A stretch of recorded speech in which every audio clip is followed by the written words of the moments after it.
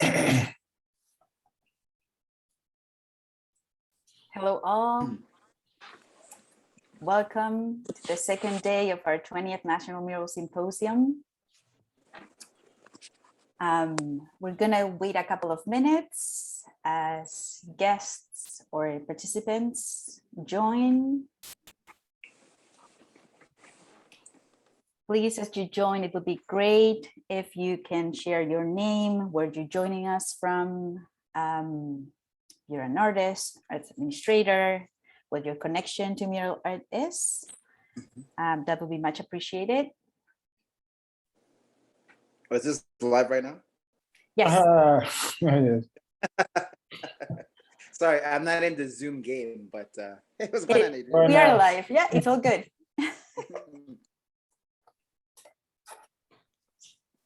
You want to go first, or are we going to play rock, paper, scissors? Oh, 1 second. I'm going to do some official remarks. First, I'm going to do an acknowledgement. We're going to do a little bit of that. And then I think the first thing we're doing today is actually showcasing the video. And Awesome. then we'll take it from there. Sounds good. Let's see. Being here, Angel.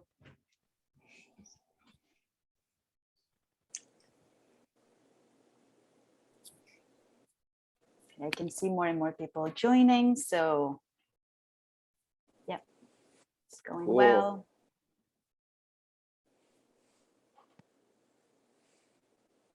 Okay, so since the official remarks is usually like the most boring part, because it's me talking a lot, maybe we can start, and hopefully people will start, like I can see the attendee numbers going up, so that means that everything is going well. Okay, so as I said, good afternoon and welcome all to the second day of our 20th National Mural Symposium, presented by Mural Roots. My name is Marta Keller Hernandez, and I am the Managing Director at Mural Roots. It is a pleasure to be here with all of you today. Before we begin, I would like to acknowledge the diversity of the First Peoples of this area and recognize the territories of the Huron-Wendat, the Anishinaabeg Nation, the Haudenosaunee Confederacy, and the Mississaugas of the Credit First Nation. Today, Toronto is still home to many Indigenous people from across Turtle Island and around the world, and we are grateful to have the opportunity to work on, live and meet on this territory. We also acknowledge the many people of African descent who are not settlers, but whose ancestors were forcibly displaced as part of the transatlantic slave trade, brought against their will, and made to work on these lands. The National Mural Symposium is a professional development and networking event for mural artists, administrators, and mural producers to teach, learn, share, and explore current trends and challenges in the field of mural art. This National Mural Symposium would not be possible without the generous support of our community partners, Neighborhood Arts Network and YYC Artists Outlet, sponsors StreetARToronto, STS Canada, and RBC, Mural Roots members, and all of our program participants. I would also like to thank our funders, the Toronto Arts Council and the Ontario Arts Council. We're pleased to host an official project presentation today, the Toronto Water Hoarding Project. This project is StreetARToronto's biggest mural jam to date, inviting 90+ muralists and artists from diverse backgrounds and levels of experience over a 3-week period amidst a global pandemic to bring beauty and life to Toronto Water's newly erected hoarding wall in Toronto's East End. This session includes the first public viewing of a short documentary, which we'll be getting into soon, about the project, a short tour of a selection of artworks, and a panel discussion with some of the team members that you can probably see already in your screen. I would like to thank before I get into the thank yous, this project presentation will last for about an hour, just for everybody to know. And afterwards, the StreetARToronto team members will stay for another 30 minutes or so to answer any questions you might have about the StreetARToronto programs. So it's a great opportunity to ask any questions you might have as you plan for next year. And now with the thank yous, I would like to convey a huge thank you to the StreetARToronto team, especially Catherine, for agreeing to be part of our National Mural Symposium with like a very short, timeline to work with, and for agreeing to co-present this amazing session. So before I pass the mic on to Catherine from StreetArt, I just have a couple of housekeeping announcements. The webinar is being recorded for archival purposes and will be shared potentially through digital platforms in the future. Live captioning is being provided by Kim Nathaniel from National Captioning Canada. So feel free to turn your live captions on if you need to. In terms of safety, if for whatever reason this event is compromised by someone sharing hateful or violent videos or audio, it has not happened to us in the past, but it has happened to other organizations. The webinar will be ended by staff, and follow-up information about rescheduling, if relevant, will be sent via email. In terms of support, send Jackie Santos, Membership and Technical Coordinator, and our webinar host, a message on the chat if you need any tech support during the event. Janine Beatty, Program Manager at Mural Roots, is moderating the Zoom chat today, so feel free to say hi as well. And if you have any questions throughout the conversation, you can send them through the Q&A feature, which is can be found along the bottom of the app down there. And you can track the questions on the chat, so please use the Q&A feature. That would be much appreciated. So without further ado, Catherine, it's all yours. Thank you so much, Marta. And it's a pleasure and honor to be here and at the symposium. Thank you so much. And thank you for all the really important work that you pulled together for the city and your team at Mural Roots.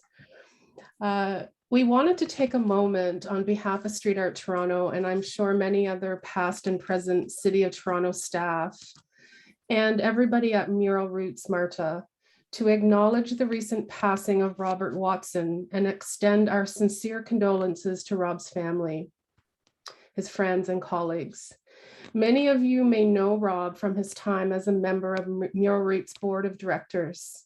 You may not know that he was a longtime employee of the City of Toronto's Parks, Forestry and Recreation Division before joining the Transportation Services Division, and before his retirement, he was acting manager of the Beautiful Streets unit, which included Street Art Toronto. I didn't work as closely with Rob as many of my colleagues, but what I've been told is that Rob was a joy to work with. He was always full of positive energy and looking for a way to help, and always with a smile on his face, with good words to say about everyone. He also knew how to navigate his way through the city's bureaucracy and make good things happen that we are always continuing to strive for. If you had a pleasure of knowing Rob, you also know that you would never forget him, and his was a life well lived, but he was taken away from us way too soon. So once again, our sincere condolences to Rob's family, friends, and colleagues. I will pass that on to the. Thank you so much, Marta. Mm-hmm. And with that, I'm going to pass it on to our amazing moderator, Alethea Milne-Hines, and she's going to introduce herself. And I will bid farewell and come back on for the Q&A. Thank you. Thanks, Catherine, and thank you, Marta. I just wanted to quickly say thank you to you both, to Mural Roots and to START for inviting me to moderate the session today. I'm excited to be here. I'm excited to have our first public viewing of the Toronto Water Hoarding Project video, and to discuss and talk about everything with the curators and the film team. So I'm a community arts organizer, if you will. I have an arts background, and I've been working with Street Art Toronto for just over a year. The Toronto Water Hoarding Project was the first project that I helped on as an assistant coordinator. So I'm really excited to share this sort of more formally and publicly with everyone. So thanks again for inviting me. And I believe Marta is going to link us to the video. So thanks for joining. Thanks for watching.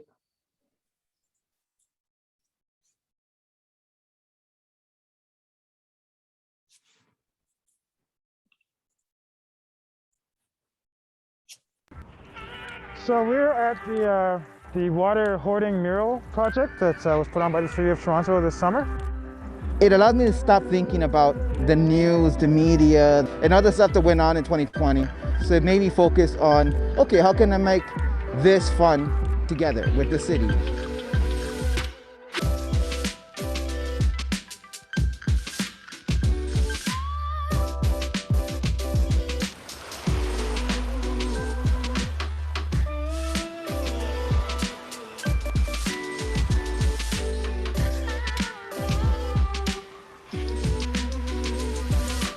It was the first initial conversation of the work that we do in Street Art Toronto.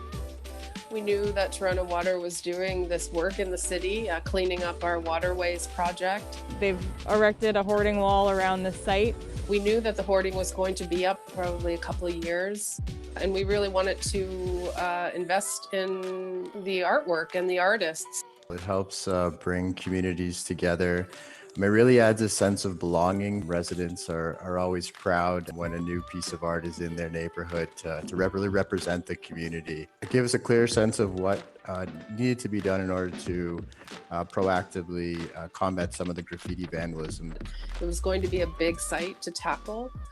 We knew obviously we couldn't do it ourselves. We needed to have coordinators and curators working with us. There was a team of 3 curators, Angel and Adrian and myself. And so we split the weeks up. So the whole process was 3 weeks. I took this challenge on because it was a way to kind of bridge artists to mural projects. Of those 92 artists, I helped curate these 16 Indigenous artists. The run is Red Urban Nations Artists Collective, Indigenous Artists Collective. So we wanted to create more Indigenous placemaking in the city and also be able to share a lot of our culture with the general public. Forums are really trying to connect with Indigenous artists and give them opportunities to speak to their work and also share a lot of cultural important relevance from Indigenous ways of knowing. It was a massive undertaking by the city. Major challenges, of course, were dealing with the materials, getting supplies for all these artists so they can come out and work. Trying to make sure that people had water on site, make sure that when it was hot, it was actually very hot, making sure people didn't get sunstroke. Naturally, our COVID crisis has been a bit more of a challenge because then you have to deal with spacing. So we came up with a system in terms of making sure that we were able to have artists only painting on certain days so that physical distancing measures could be in place. So we opened that up and had a beautiful collaboration by so many talented new artists that the city has.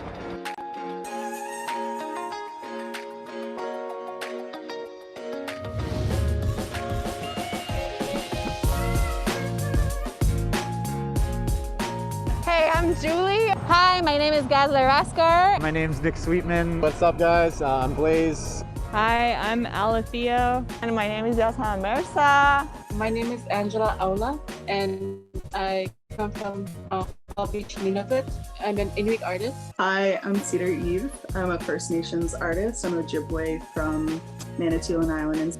Hey, guys. My name is Ruel, and welcome. Oh my gosh. And I'm Tanisha Spires. We got a mixtape drop in, you know what I'm saying? Making a Splash Volume 3, SoundCloud. Check it out. Splash. This one a youth made me. It's a mosquito that she squished and then wrote ouch and turned it into a button. My name is Renee Lonechild. Everybody just calls me Ren. I'm a Plains Cree artist from Saskatchewan. My name is Danielle. My spirit name is Gentle Wind Woman, and it's the wind that comes from the east. A really big important part of my work is humanizing mental health and wellness. I'm Leyland Adams, and my art's mostly about accessible art as well as a mix of graffiti. Nia Poguchi Wapoguni, Nia Nehiau Esquel, Oche Natagam Ayuksagagan. I am known as, my family gave me my name in Cree, which is wildflowers growing everywhere. I am a Nehiau woman.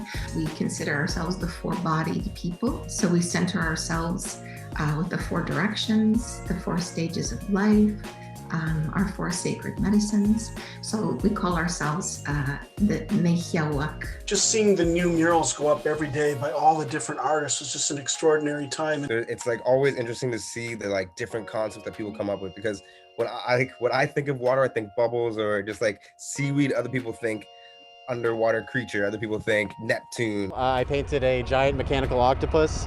In a lot of my work that I've been doing lately, I've been exploring the themes of technology and nature. My piece called Mermaid, as you can see, it's a symbol of a woman power. And I put her in a bottle. That means like she got like a protection. My mural shows a girl floating on water, and she is in a state of bliss because she's feeling weightless and completely quiet. So with my piece, I wrote the word smiley. It's like a family name. Also, I just feel like in a time like COVID, it's nice to just have positive messages like don't forget to smile. The idea that I thought is I could make a life-size orca on this wall. There was this girl beside me. She did this whale jumping out of the water, and automatically we just started planning. We just wanted to merge our pieces, and it worked out amazing. I painted some Moire Eels, which are big long fish that live in the tropics. I just find them to be a really amazing animal. Wanted to showcase them in a colorful way, and while I was painting, I discovered that actually eels were a big source of food for the indigenous people. So we got in this conversation, and I was telling him like I'm Ojibwe and Algonquin, and the Algonquin people, most of their sustenance was from eels. The cool thing about how we painted together was that it was unintentional. It just happened kind of organically in the moment. And I think that that's a beautiful part about street art and graffiti, is that these things often aren't planned, but kind of just come together on the wall. The piece that I painted is called Mipi Manitou, and that means water spirit. I'm really into the idea of shape-shifting creatures. Growing up around Lake Huron and Lake Ontario, it was really exciting to be a part of that, and also to paint amongst Indigenous artists and amongst so many great artists.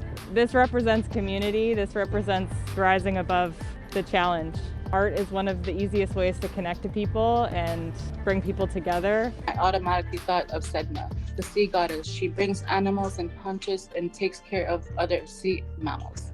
That's why our hunters always pray before they go hunting, like asking Sedna to find us something to catch. If anybody is familiar with Bruce Lee, one of his most famous quotes is the idea of water being able to form into whatever it is put into.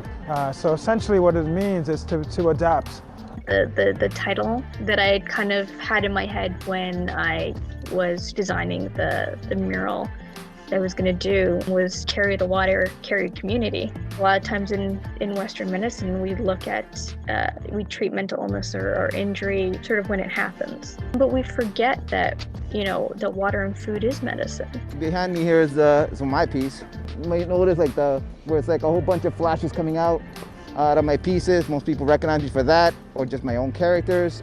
But I'm also influenced by so many of my peers, you know what I mean? Like everybody comes in, shows me something new, I'm like, oh man, I watch, I observe, I study, I apply. So that's why, stuff like this is important, because I think it helps each one of us as artists grow, and I just want to be a student of the game. This was my first individual piece. Trina Moyan had never painted a mural in her life. She's done some other work. And seeing how expansive the hoarding was, I mean, there's so much to paint. And when she heard about this collaboration, she was like, do you think there would be an opportunity for me to try? Then she would say, how big are they? I don't think I can do that. She's like, there's no way I can cover that much ground. I mean, I'm just, a beginner here. And I said, you gotta try it. And then it wasn't until the second day, I think, when I actually started my piece, that I started to see my fellow Indigenous artists show up.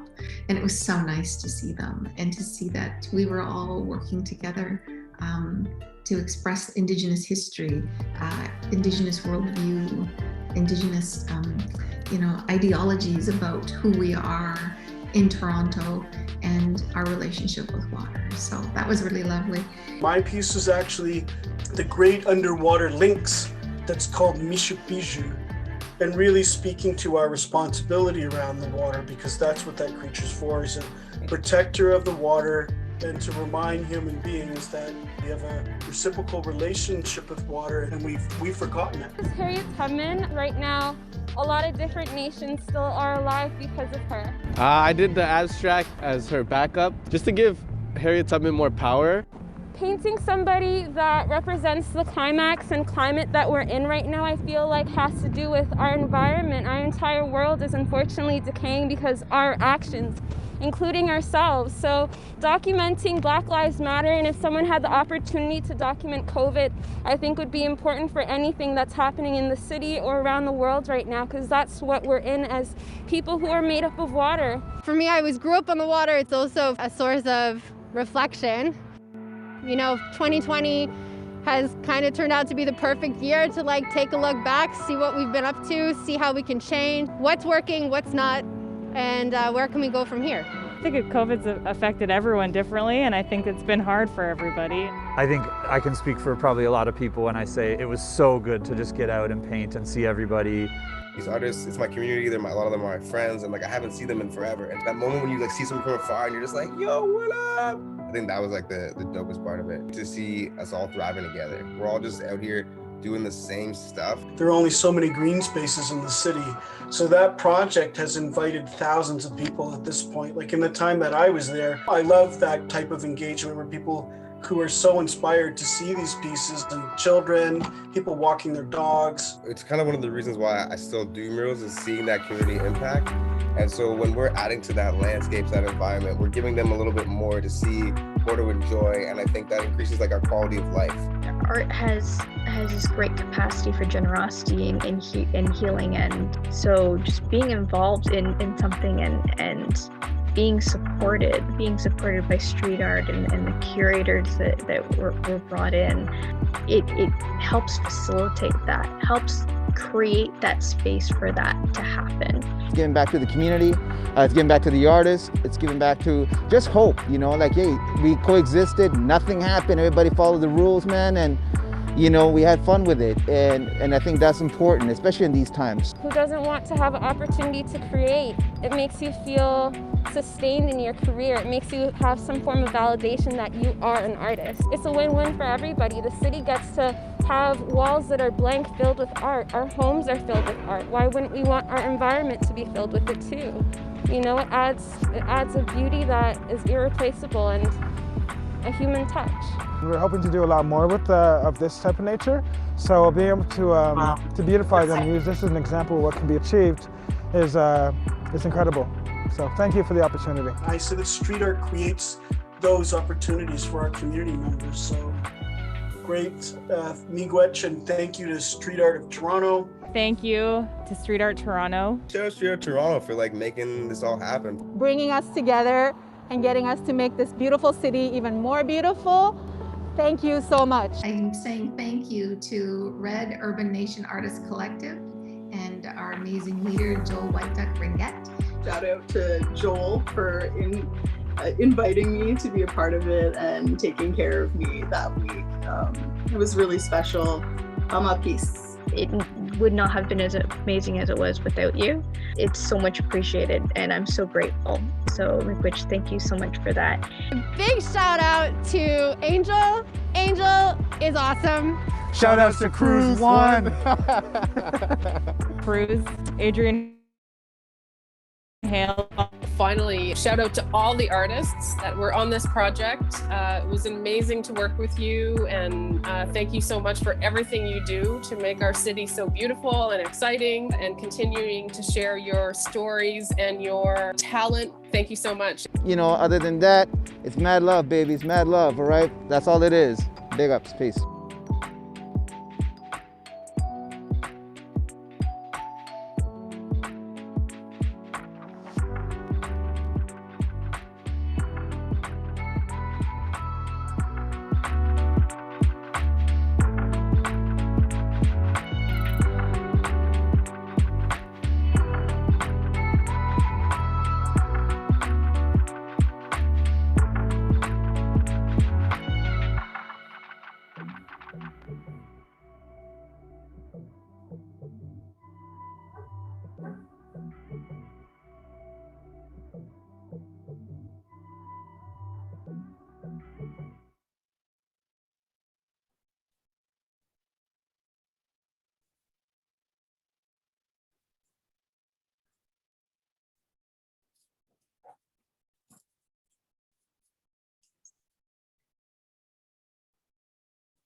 I can only say random applause.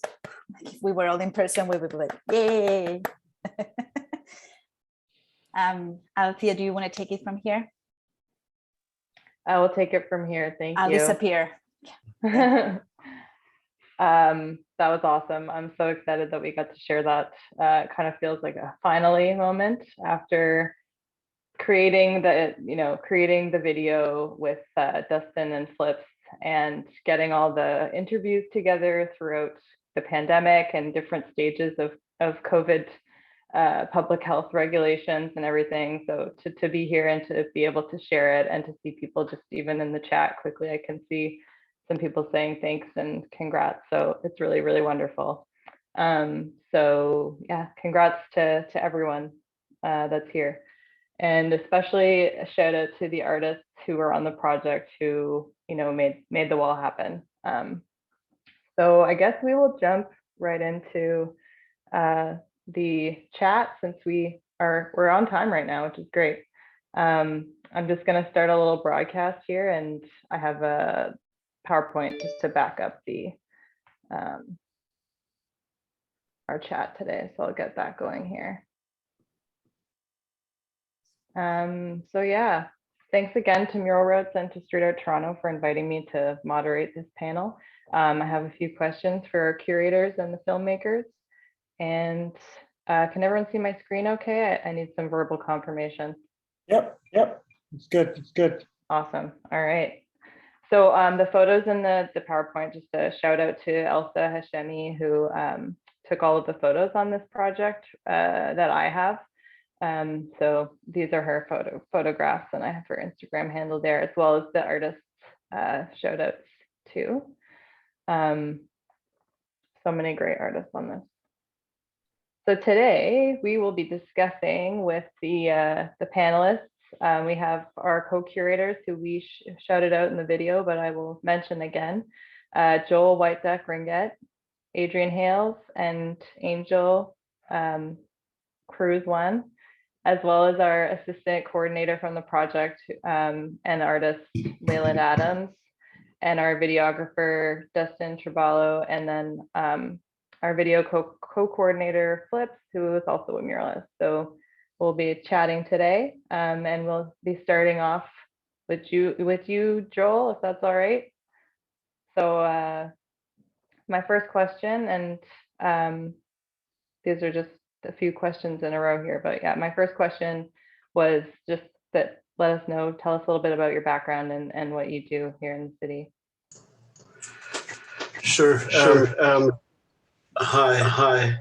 Unable.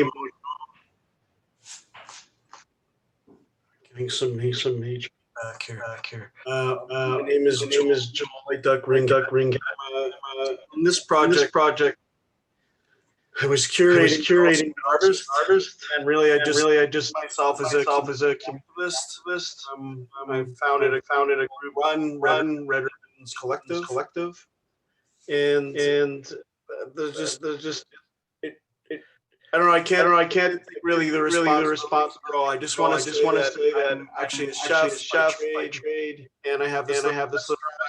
What we did is call the community. So we created a lot of projects. Run is one of them. All to all those amazing artists that you see in the video is really moving. Thank you, everybody is together. And the project itself kind of overwhelmed seeing it. It's amazing piece and just brings us back to how great it was to be together and see all these creatures come together. So my work was really getting together with original Angel, Adrian, who did all the hard groundwork, and I came in a few, but then I had to coordinate 16 artists. So a lot of my towards that part of the project. So a bit about me. Thanks for having me in as part of this project. And thanks, Joel. It's nice to see you, and thanks for sharing a little bit about your role. So I guess I would ask maybe what most powerful learning moment was for you on this project, if you had one. Wow. I feel like I learned so much from this project, and it was just a phenomenal time for all of us. Being on the land together and having a project that involves so many artists, and seeing people work together, helping people out on the site, really large site. We're really covering a lot of area to try and get to and from the material storage area, and just find food, water, etc. area. So it's a lot of working together and connecting. And so I feel like I learned a lot about just really such a large site trying to coordinate how important it is to have key people do. I think this project really managed to hit that in a significant way with such a massive project. Well, Joel, sorry to there's double feedback. I don't know if I'm the only one hearing that. Perhaps just turn down the speaker. I don't know if that'll help. Sorry.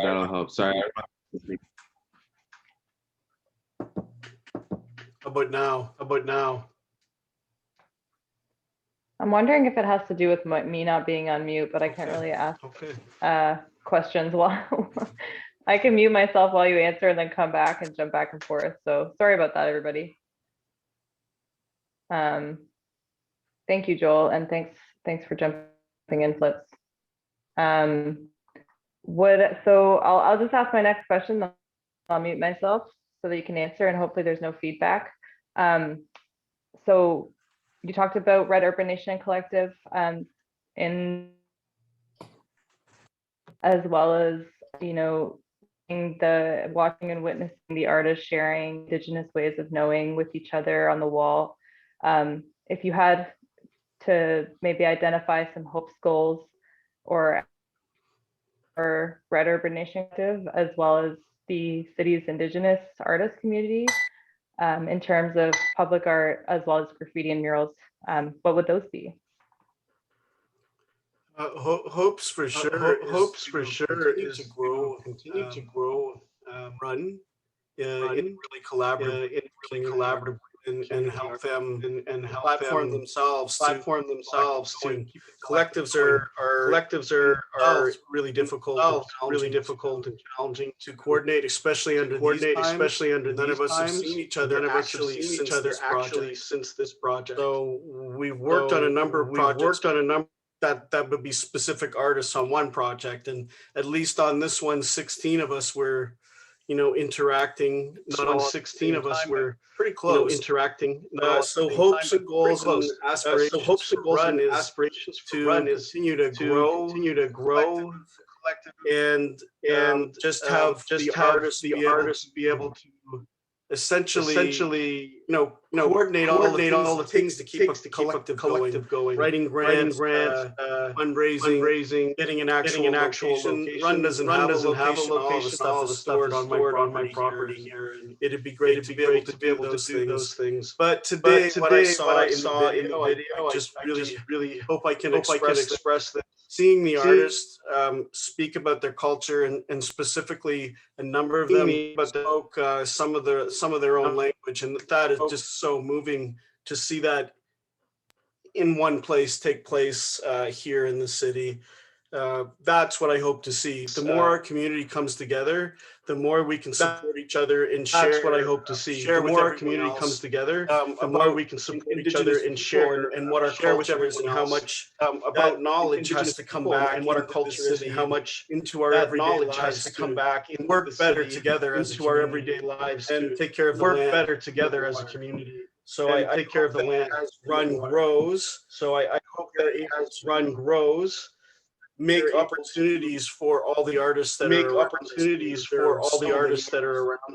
There are so many. Have a sort of a host that helps things and helps everybody, connects people with bigger projects. Thanks so much, Joel. Just wanted to double check that the feedback disappeared with my muting. It did not. That wasn't the problem. All right. Okay, well, hopefully it's not too bad, but thank you, Joel, so much for your answers and for being here today. It was a pleasure to meet you on the site and to work with you on the video and in ways. So I'm grateful for your knowledge and for your information sharing and for your connections.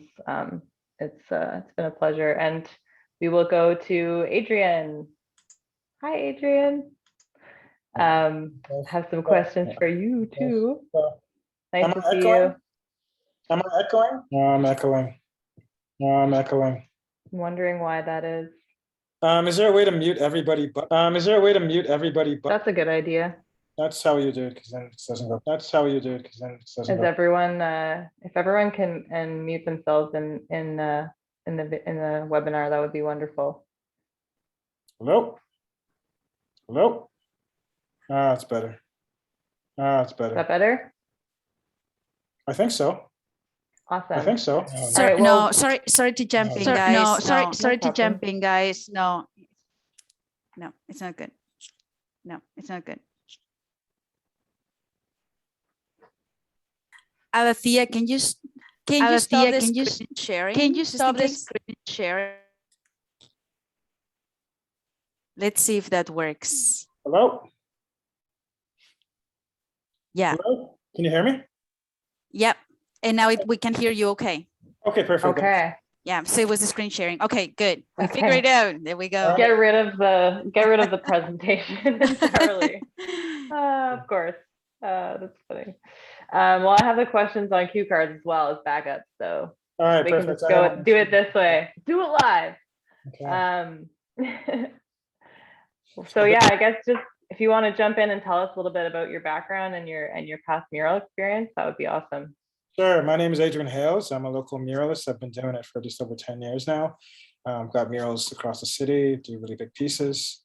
Had the pleasure to work with StreetARToronto as well as Mural Roots over the years. We've done some fun projects. And I'm looking forward to continuing to do more.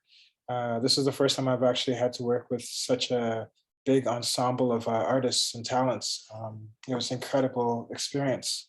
In fact, this whole pandemic has been quite transformative for everybody, I'm sure. But in terms of me working with other artists and having to do close examinations of other artists' work has been really a huge growth spurt for me. So I appreciate the opportunity. Awesome. Well, thanks for joining us, and it was a pleasure to work with you on site as well. This project came with a pre-identified theme of water. So that was sort of a given to everyone on the project. Can you talk about how that experience was for you and maybe some of the other artists, if you'd heard some feedback from them as well? Sure. Well, obviously it was against, what the water treatment plantation, if you will. So it only made sense to go with the theme water. Of course, it's so close to the water itself. And you have so many elements and things that are related to water. Of course, the power that it holds, the healing powers that it holds, power meaning that it's destructive nature, as well as its creative powers as well. So this was an amazing experience because we were able to see all facets of that and everything related to water being fully examined and expressed. Mine, of course, was kind of metaphorically speaking with Bruce Lee's Be Like Water, which is, again, the challenges of the time and being able to adapt and come up with cool ways to keep yourself motivated and keep yourself excited and keep life, worthy, something to strive for and keep things exciting. So yeah, that was my thoughts on the whole water. I thought it was a brilliant theme. I thought it was well executed by all. And it gave such a variety of expressions.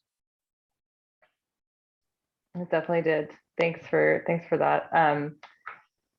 Were there any particular moments on this project that stuck out to you, like highlights, or maybe they weren't highlights, but now they're highlights because you can look back and laugh, or anything like that? Well, the entire experience was in itself a highlight. I mean, you got to think there's like close to 100 artists that were involved on this, and coordinating them under such difficult times, in itself was, an accomplishment on everybody that was involved. So I learned a lot,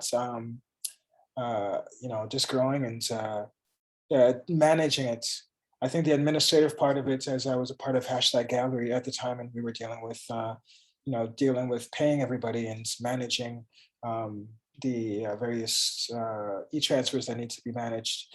That part was really the big learning curve for me, because it was something I hadn't really been involved with. Again, there were so many artists and so much to be accountable for.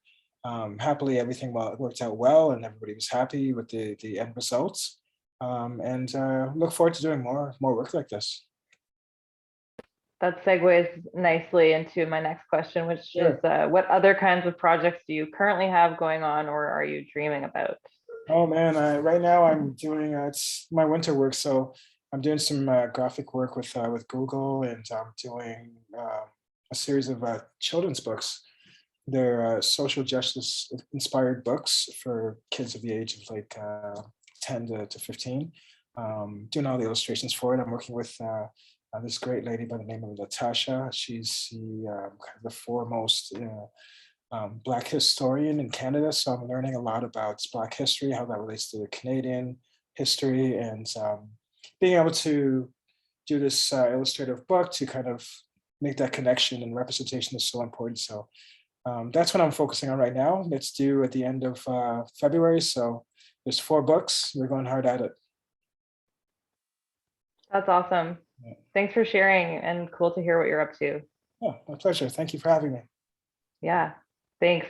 I think we're gonna move along just in the interest of time, and we're gonna go to Angel. Where is Angel? See here. I think I'm here, so I'm new at this, guys. I suck at the Zoom shit. Oh yeah. Not good at PG words. Nice to see you. I don't know. Oh, good. I'm glad you can see me. Good. That's good. I don't know if I can see you actually, but that's okay. If you wanna, we can answer questions. Maybe your video will appear back. Why don't you tell us a bit about your art background and your organization, Wall Noise, as well?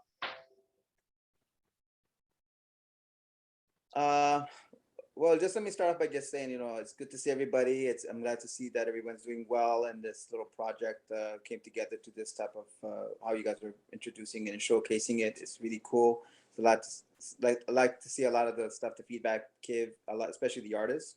My name is Andrew Carrillo. I am, one of the coordinators for this StreetARToronto project, the water hoarding project. And Wall Noise, Wall Noise has been around for a couple of years. It was just something I kind of started throwing as an initiative project just to help me clean the neighborhood where I was living. And then it just spread. It's like, okay, let's get a collective of artists and just get together and try to make something happen. And it just kind of took off from that point. So we've been still doing that ever since, and it's been kind of cool. Awesome, thanks. Wall Noise, I know that we spoke about this a bit on site, as well as heard you describe in the video that Wall Noise aims to showcase some talent from different backgrounds, and use the word unity a lot when you talk about the organization. Can you tell us a little bit about what that means with regards to graffiti and murals specifically? The word unity. Well, yeah, for sure. When I first started the Wall Noise project, it obviously began taking its own entity of how I wanted to guide certain projects. And when I talked about unity, it specifically spoke to the artists who really wanted to get into this mural game or the graffiti game, right? And it's honestly about pushing artists to be artists. It got nothing to do with race, and it had nothing to do with color. It had to do with how you related with one another as artists, as professionals. And sometimes things can get, in the graffiti game, everything is very like cutthroat, strict. But that's also in the art industry, right? So I took it more in the sense like, okay, well, let's just unite and then create something that can help each other out. So we're now in an elite group where we're just feeding off each other's own skill set, tips, ideas, et cetera, to help Toronto expand Toronto artists. You know what I mean? And it has nothing to do with anything else, because at the end of the day, whatever you bring to the table, it's whatever skill set you bring, it's just us helping out other artists basically go further than that. And then however they express it, and I think that was a big thing for me with Unity in regards to that word, right? It's just artists being real creative artists and having them express it however they wanted, whatever they wanted. Thank you. That's awesome. Yeah, and a great organization to have been witness you work and the people that you brought onto the project. Also, I know that there were a lot of COVID challenges that you faced, we all faced, but specifically with regards to organizing this project, the water hoarding project. So did you have like a biggest learning or takeaway from organizing amidst COVID and on this scale, such a large scale? Maybe your most powerful learning moment? I mean, yeah, definitely. I think in this type of project, because of COVID, I mean, I think as much as the artists were relieved to be in an environment where they can just let loose, there were so many new restrictions in producing these type of projects to coordinate so many artists. From materials, I mean, you know this, we packed the hell out of my car, and I have a small little Civic with just aerosol paint and driving end to end. I mean, it was insane. But I mean, these were the challenges, right? I mean, it didn't stop the momentum. We just had to keep going until to get the project done. It wasn't how fast we can get it done. It was get it done. And adding new artists just to bring it up to 98 artists, it was kind of also another challenge. It was like, yo, why are we doing like 60 artists when we can just go the extra mile of these guys who are just asking, hey, can I paint it? Can I be a part of this? Can I be a part of this? In closing the door, it made no sense. So I was like, okay, let's keep going and see what happens. And I mean, at the end of it, it became a huge outdoor gallery. And like the other coordinators that we're working with and every other artist and people who were in the community were all like happy with it because it related to everybody differently. It was like an outdoor museum given to the public, and it reached out all ages. You know what I mean? And that was the beauty of it. It was just watching kids taking pictures and like, Joel was saying, people walking their dogs and commenting, and whether it was good or bad, it didn't matter because it caught their attention. And I think that was the biggest success out of this whole project, among meeting new artists. It was that. And challenges come and challenges go, but you learn from it no matter what. You always gotta learn from it. You just gotta adaptation was the hardest part because there was just so many new rules. So be like water, adapt. In the words of both Bruce Lee and Adrian Hales. Thank you so much for answering those questions and for joining. And I'm gonna just move us along since we're doing okay for time. So Leyland is gonna jump on now. Hey, Leyland. Hey, how's it going? Good. How are you doing? Good. Doing great. So why don't you tell us a little bit about yourself and your experience, your previous mural experience? Sure. So my name's Leyland Adams. I've been creating murals for about 15, 16 years now. Been working with the city 3 years. I don't know, it all kind of starts to blend.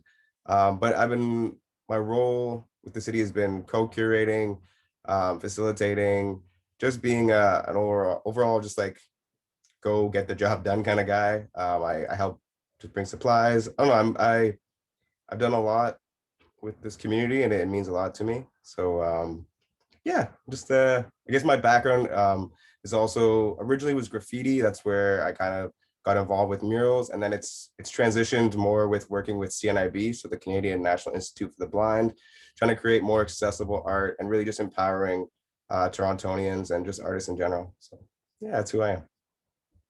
Thanks, Leyland. What are your hopes, if you want to sort of segue into the hopes and dreams, perhaps, or goals part of being involved with these types of projects? What would you have to say about that? I think right now, my goals are just to do more, to help bring more artists, support more artists, people from my community, whether that's from Scarborough, whether that's from the West End, whether it's uptown, just kind of bringing more unity to these projects and just helping things move more smoothly. I think in the past, my goals are really to just be involved, get involved in whatever I can. And since I've gotten more involved now, it's really about helping others, helping other people get involved, supporting other people in their goals and their dreams. And that's kind of what I hope for. Awesome. Do you feel as though Street Art Toronto has given you a lot of opportunities to evolve your own professional art practice? And if you also just wanted to sort of tie that into what you learned as part of being on a mentee on this and having mentors guide you on this project. Okay, so the first part was how has street Do you art? feel like START has given you opportunities to evolve your own art practice? 100%. I've been really fortunate that I've been allowed to kind of be involved in these type of projects in many capacities, like whether it's supporting staff to big projects, whether it's leading my own large projects. They've really helped support me to grow my career. I started off just as some guy who did graffiti. I knew a lot of people in the game or in the culture within the city, and that was kind of like, that was it. You know what I mean? In terms of like where I was at with my career, I had done some work, I finished school, but then having START really like put a lot of support and faith in me to help lead projects, support projects, help other people. That it not only helped really boost my confidence in my career, but it's really helped just really legitimize what I do. And so I can't say enough good things about START. And the second question, if you could remind me one more time, I will answer that. Just tell us a bit about being a mentee with the curators on this project. Sure. You know what? Like the one thing I really like about working with START and just being a mentee is that I learned so much. Like it sounds really cliche, but like really and truly, like watching people like Angel, watching people like Adrian and Joel, and just seeing the dedication, the hard work, and just the flexibility that it takes to make something like this happen is really inspiring. It really shows you like, you know what, like I could do this if I just, if I have the right support. And I think START really helps bring the right support, the right people into the job that need to be there. Because there's lots of people that can do the job, but having the right people, I think, is really important. And that's what I've learned as a mentee, is making sure that when you're doing these collaborative things, when you're organizing large projects, you need to bring the right people for the right job, and also people who are willing to work and people who are willing to have fun. I think that's really what this project has been, was just a great collab, a great way to have fun and to just make beautiful art. So yeah. Thanks so much, and thanks for joining. I'm going to move us along to talk to our filmmakers, our videographer, Dustin, and our sort of co-coordinator and muralist, Flips, just to talk about the video a little bit. Hey, guys. Hello. Hi. I have a couple questions for both of you, and then I have some individual questions. So I'll just ask, I'll jump right in. Why don't you, each of us, starting maybe with Flips, tell us a bit about your backgrounds and how you came to be a part of this project? Hello, everybody. I am Flips. I am a graffiti artist, visual storyteller, and very passionate person in this community. I came about this project first by hearing about it from Cruz, being one of the original artists, and afterwards we decided to make this amazing video and share that because, this is something special to behold today here, and yeah, go ahead, Dustin. Hi, my name is Dustin. I have a background in music production, and I've been working the past few years helping people tell stories through video, sharing their journey, sharing their passions and their stories. And I was fortunate enough to have connected with Flips on a previous collaboration, which then led to this project. And I just immediately, after hearing about it, jumped on. And it was excited to participate on this journey with everyone. It was a pleasure to work with both of you, and Dustin and we did a lot of back and forth on this video over many months, and I'm it's really great to see it finally. So thanks again for all of your work on it. What were some of each of your hopes with regards to making the film? Did you have any particular messaging or imagery that was important for you to get across in the final version? I'll let you again just answer individually. Flips, if you want to start. Sure, yeah. I mean, I'm not really the visual guy. Dustin's kind of the whole master behind that whole perfectly edited, synchronized video there. I was just kind of someone who's helped spark the need for that video. I mean, you guys can see today the crazy community, people from all over, brought together through what essentially was the tip of the iceberg, right? That's what the art is, right? That's what people see. But just hearing everyone talk today, everyone on the video as well, you can see that, this is much, much bigger than paint on a surface there. So, I think these moments in our city's growth and our growth as artists, as a community, do need to be documented because, hey, it's something special and it does help to, facilitate more art, more community, more good times, more love in the city. And, what else are we doing here, right? Yeah, yes, I agree. I think there were, as we were making this video, initially, in the initial stages of planning, I was originally thinking of a smaller scale project, like interviewing one or two artists or to get their feedback on the project. But as things unfold and the more people we got to come on board to share their perspectives, I found myself adapting as well, and just having to see all these all the great messages and perspectives. And I knew that these were stories I wanted to all tell, and have it all be included, and just to have it be part of and focus on the water hoarding project that was able to gather so many people from different walks of life to have that impact on the community. I think that was the most impactful thing for me that I was really excited to share. Agreed. That's a really great answer. Thank you. And I think that in terms of today's symposium's, theme of representation, I think that this project well reflects that theme. And I think that's why it was important for street art and for Mural Routes and all of us to talk about it. And especially that's I think clearly communicated in the video. So with that, Ross, I had a question for you. How do you feel like the theme of representation informs your own artistic practice? I mean, part of knowing how to tell your own story is sometimes telling that of others. I feel like, you're not the only voice in the room, not only in life, but also in the art scene or whatever.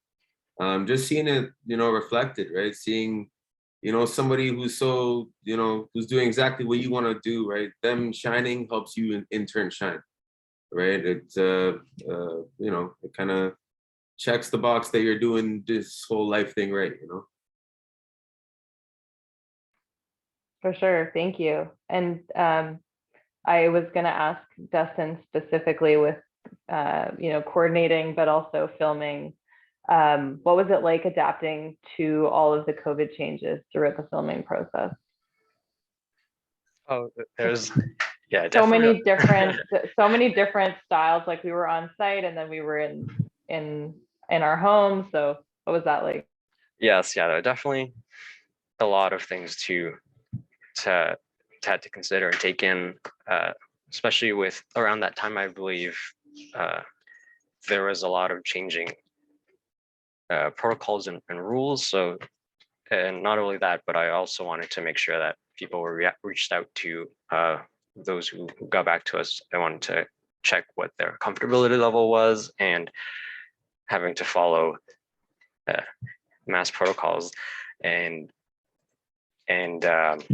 scheduling. And I think that having to follow those in conjunction with other more day-to-day challenges such as weather or just everyone's schedules and trying to balance that. I think that was the biggest challenge of having to overcome and get this project together with people. So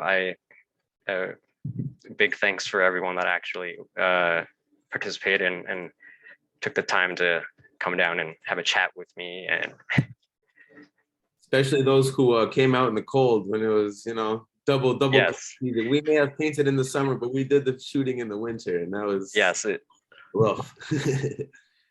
There was definitely snow on the ground at certain points. So one favorite moment each from filming, specifically from each of you. That's a hard one.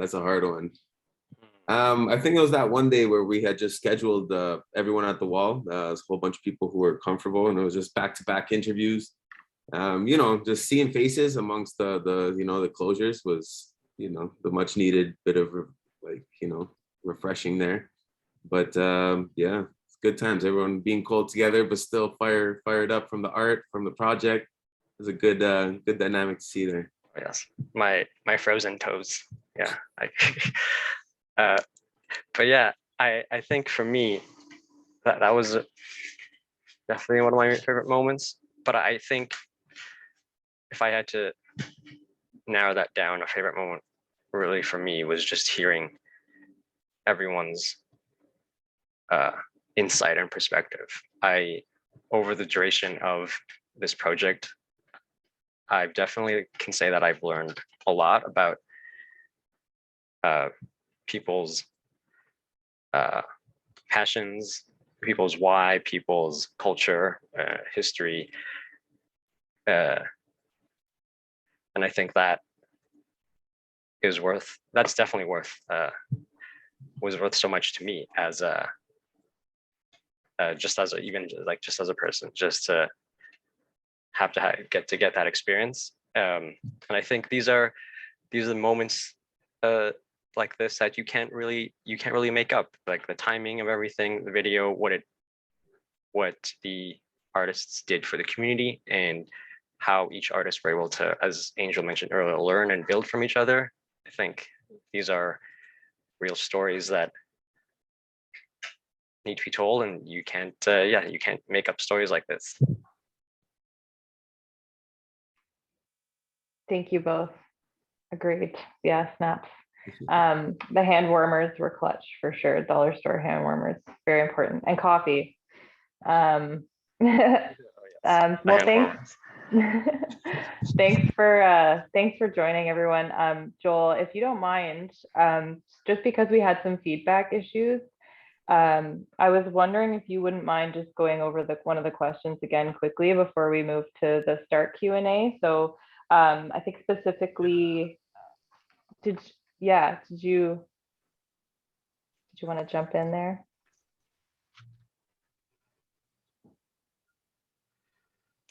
What was the question? I didn't hear it. Yeah. Okay. So you were talking in the video about witnessing the artists, the Indigenous artists and Red Urbanation collectives sharing their Indigenous ways of knowing. And so just in terms of, how that can translate to Toronto and graffitis and murals, like what kinds of hopes and aspirations do you have for the collective and those artists in our community? Yeah, thank you. There was an enormous feedback, so I was hoping you'd ask, because I actually couldn't even hear myself talking. So yeah, thank you. For Red Urbanation Artist Collective, just really looking forward to them to continue growing. We've done a number of not as large scale project as the Hoarding project for sure, but projects that were quite collaborative and large, like maybe it was about 5,000 or 6,000 square feet with the Sunflower Mural Revitalization Mural project under the Christie DuPont Bridge for the seniors home. And that was really important. It's a historical sunflower mural that the community has all loved. And I myself and my family and my friends who all live around there have had the opportunity to walk by that regularly. And so Run got together to revitalize that mural, because of course it was completely defaced over the course of COVID. So being able to do those things, to bring artists from all over. You met Ren Lonechild, who's from Saskatchewan, who's been living here for many years. Trina Moyan, of course, who did that amazing Cree horse that's on the Hoarding project. And Angela Aula, who shared the story of Sedna, who is Inuit. Like, having these First Nations, Métis and Inuit artists come together in this collaboration, it's just really powerful. Hearing voices from Indigenous people when we haven't seen our footprints for many, many years, as colonization continues to build the city, those lost voices, we need to hear them. And this project really got an opportunity to see them speak. And that's what made me really emotional. Seeing all of the artists, of course, come together and collaborate is beautiful. And I tried to expound on that a little, but then hearing these artists talk about their work and their experience, really something. And I just have to say thank you so much to Street Art, which has been collaborating with Run for the last 3 years. And I can't wait to see it continue to grow and hear more of the artists' voices and watch the work that they will do in the future. Thanks so much, Joel. And thank you everyone for chatting and for joining today. This has been really lovely. Grateful to be a part of this project and to be invited to chat about it with you all. Marta, I believe we will turn it over to you and begin the start Q&A. Thank you.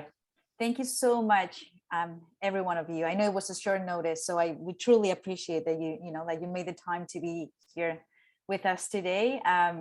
Amazing project. We had already seen some of the pictures, like some of the artwork that went up there. So yeah, really great to see the curation, like the artist painting, like when you actually look at it and you put it all together, it looks so much more amazing than it already is. So yeah, again, thank you so much, much appreciated. I'm also being mindful of the time we have for, like the Street Art Toronto team to answer any potential questions, either about this project, I guess, or about your programs. So yeah, if I just wanted to remind, like those of you who are joining us today, that if you have any questions, please insert them in the Q&A feature here on Zoom.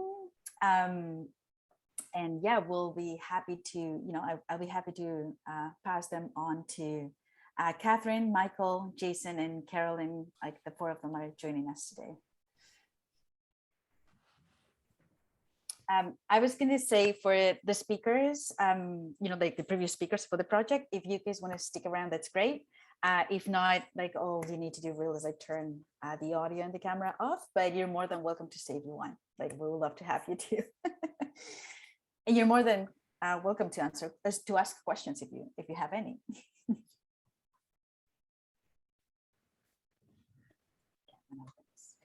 Okay, we do have a question.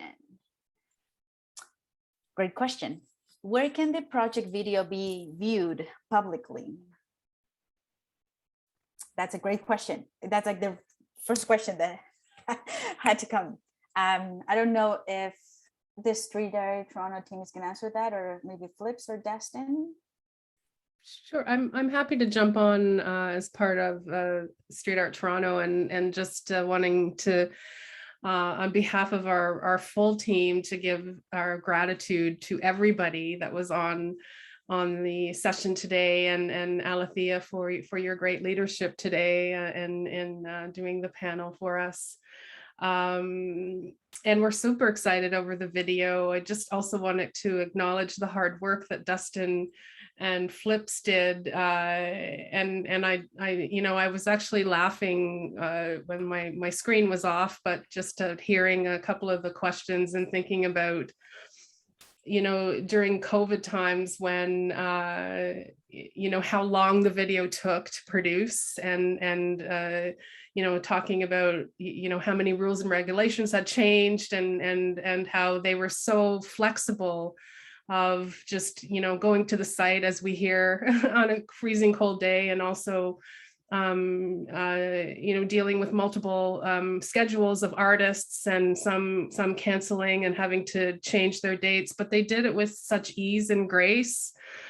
So just really wanted to congratulate you again on such an amazing, done job.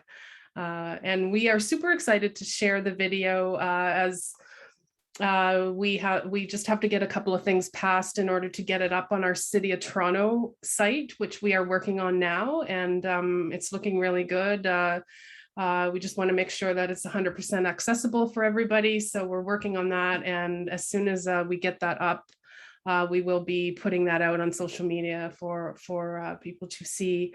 But in the meantime, if there's anybody on this panel that wants to see it, perhaps over to Dustin, if you want to talk about a little bit about what you were thinking about in terms of showcasing the work that you did with us.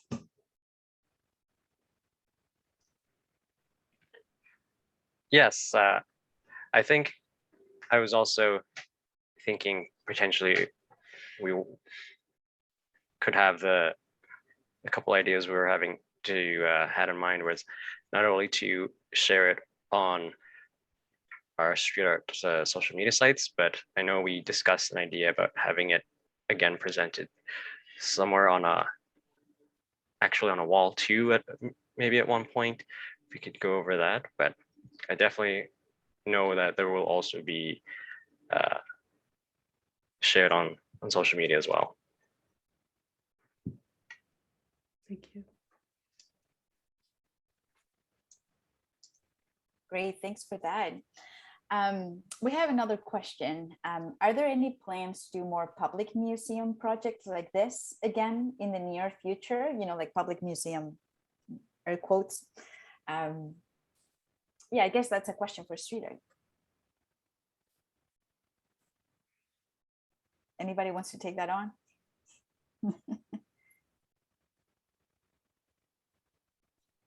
Definitely, it's gonna happen. It's a city full of amazing people. Look at this. It's gonna happen. Don't worry. Wall by wall, day by day, we're gonna get it covered. We're gonna make it happen. It's gonna be beautiful, and everyone's gonna be like, "Yay, art in the city!" What? Bow, bow. But that was just me jumping in because of the awkward silence. I'll leave to Carolyn was muted. Carolyn's gonna jump in. Yeah. Oh, Carolyn was muted. Thanks. Thanks. Thanks, Flip. That was a great answer and probably echoes much of what I'm going to say, which is with Street Art Toronto is always planning large, although I will say that the water hoarding project was absolutely bar none, the largest project that Street Art Toronto has ever done. But there are plans underway to do more outdoor public gallery jam style art events for the year of public art. I think you can count on now with things opening up that you will see a laneway project coming out of Street Art Toronto. We certainly have a cycle track project on the books for next year. We're in talks with some artists and community organizations about other types of jam style events for the year of public art. And so with that cliffhanger, I would say stay tuned, watch for applications, and watch our social media channels, definitely, because it'll all be there. Thanks, Carolyn. Let's go next to the next question. Would anyone be able to talk about the contemporary state of a street art? How has it changed over the years and how it has evolved in terms of positionality? I don't know if there is like anything that like explains that further, but if anybody wants to take that.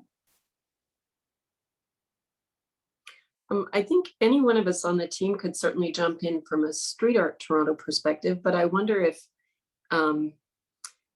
Angel or Flips or any one of the long-standing artists in Toronto would want to tackle that. Adrian, certainly. And if not, I'm happy to jump in from a Street Art Toronto perspective, and I know that others on the team will have some more to add for sure.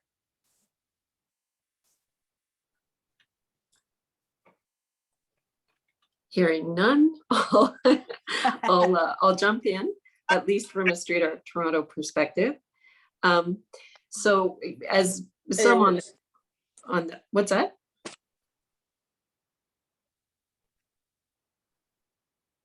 Well, no, I mean, go ahead. I just read the question, so I'm just wondering your perspective on that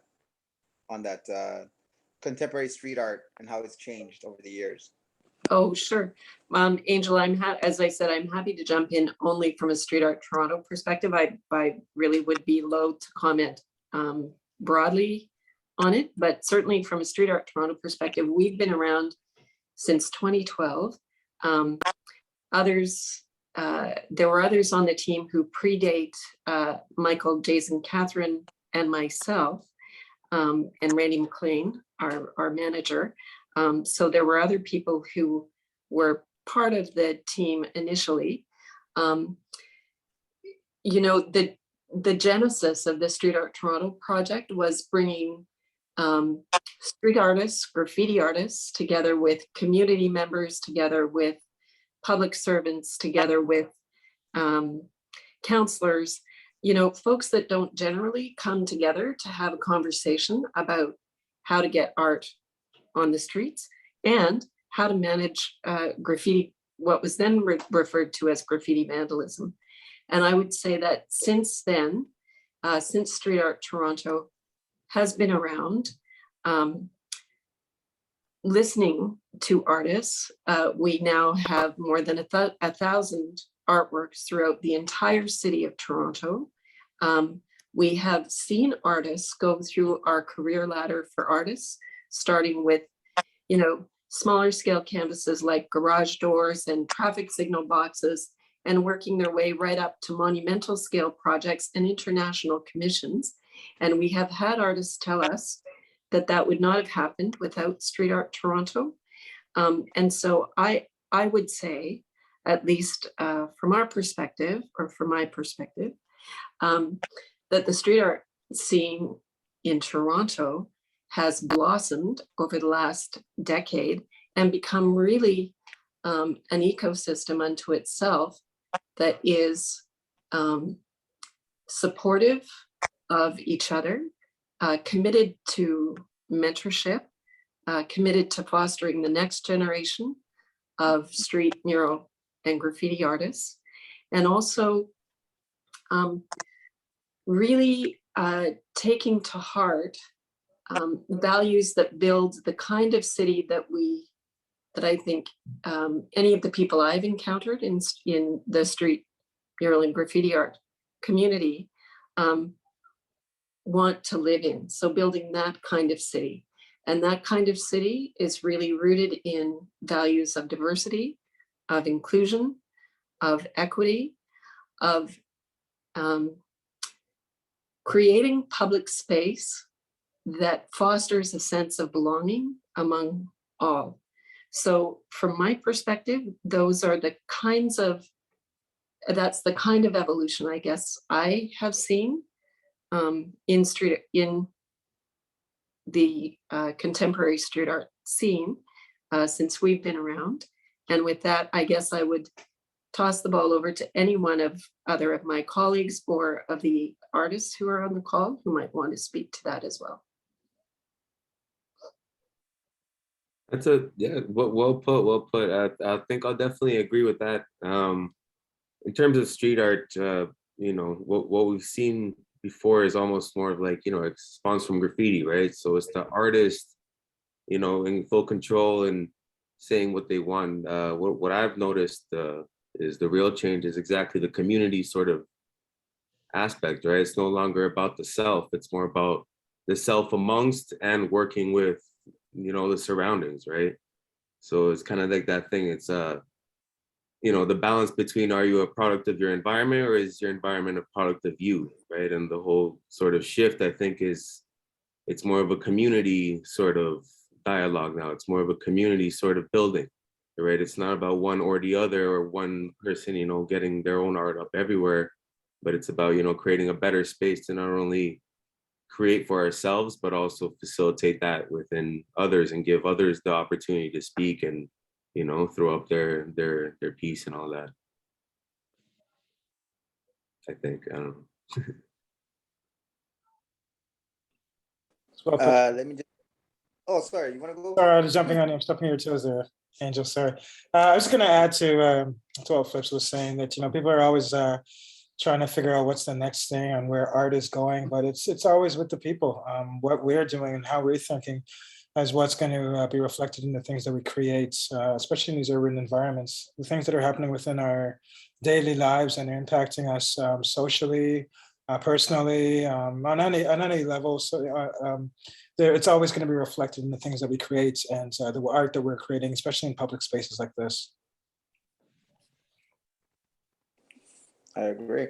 I totally agree with what everyone's saying. I think that we got to understand that graffiti or street art today is not what it was like 2 decades ago or 3 decades ago. I mean, like that was a whole different element, different times that challenged the artist and how they display their artwork or how they want it to be seen. It was a different time. Now there's more doors that are obviously open for an array of artists to basically come up to the front line and kind of be like, hey, you know what, we want to be heard and seen too. And I think that's the good thing about StreetARToronto is actually it's managed to kind of create that dome for them. And I think it's a good thing, you know, in the way that they get an opportunity, of course. And who knows, you know, who knows what down the road brings. But I mean, I think it's all about unity, man. Again, I keep throwing that word out, but I think as long as we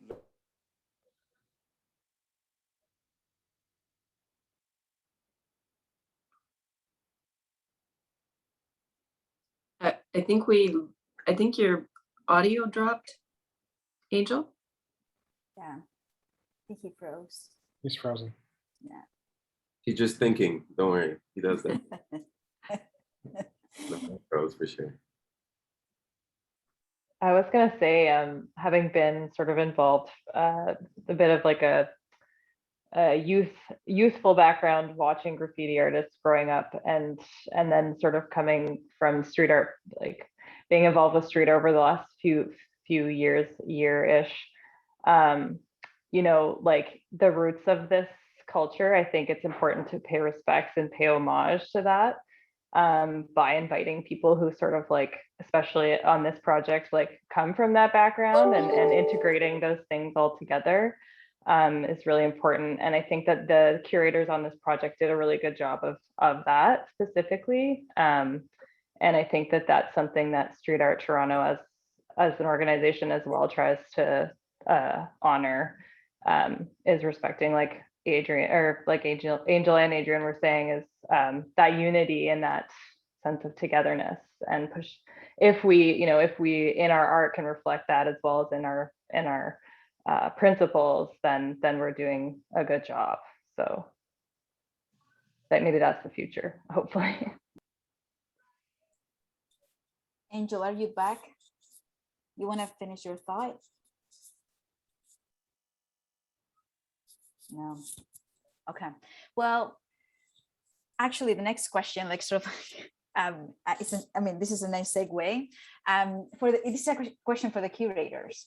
What was an integral element in choosing inviting artists to participate? So sort of like a little bit asking about the selection process for who were going to be invited to be part of the project.